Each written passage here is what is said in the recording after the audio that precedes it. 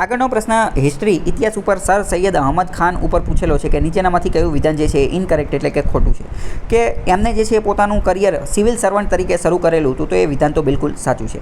બીજું એવું કહે છે કે એ ભારતના પ્રથમ ભારતના પ્રથમ એજ્યુકેશન મિનિસ્ટર શિક્ષણ મંત્રી હતા, એ વિધાન ખોટું છે, કારણ કે એ જે છે એ પ્રથમ શિક્ષણ મંત્રી જે છે એ તો કોણ હતા? મૌલાના અબુલ કલામ આઝાદ હતા. તો એ વિધાન એ રીતે પડી જશે. સૈયદ અહમદ ખાન જે છે એના બારામાં આપણે થોડી ઘણી વાતોચીતું જે છે એ કરીએ. અહીંયા એમનો ફોટો આપેલો છે.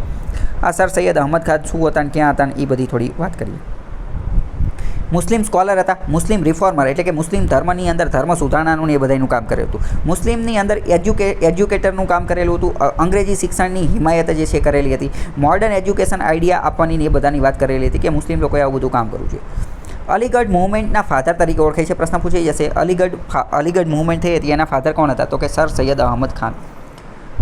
મુસ્લિમ લોકોનું સામાજિક ઉત્કર્ષ માટે, એજ્યુકેશનલ શૈક્ષણિક ઉત્કર્ષ માટે અને રાજનૈતિક સ્ટેટસ મુસ્લિમોનું વધે એની માટે એમને ઘણું બધું કામ કરેલી હતી. નિશાળને એવું બધું સ્થાપવાનું ને એ બધું કામ કરેલું હતું. અલીગઢ મુસ્લિમ યુનિવર્સિટીની સ્થાપના અલીગઢ ઉત્તર પ્રદેશની અંદર એમને કરેલી હતી, જે અત્યારે પણ સારું એવું એજ્યુકેશન ઇન્સ્ટિટ્યૂટ છે.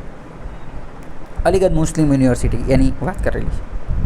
સર સૈયદ અહમદ ખાન છે તો સામાજિક અને ધાર્મિક સુધારણાને એવું બધું કામકાજ ને એવું બધું જે છે એ કરેલું હતું. અને પ્રથમ મેં તમને કીધું કે પ્રથમ એજ્યુકેશન મિનિસ્ટર તો અહીંયા જો મૌલાના અબુલ કલામ આઝાદ જે છે એ હતા. તો આ પ્રશ્ન પૂછાતા હોય છે.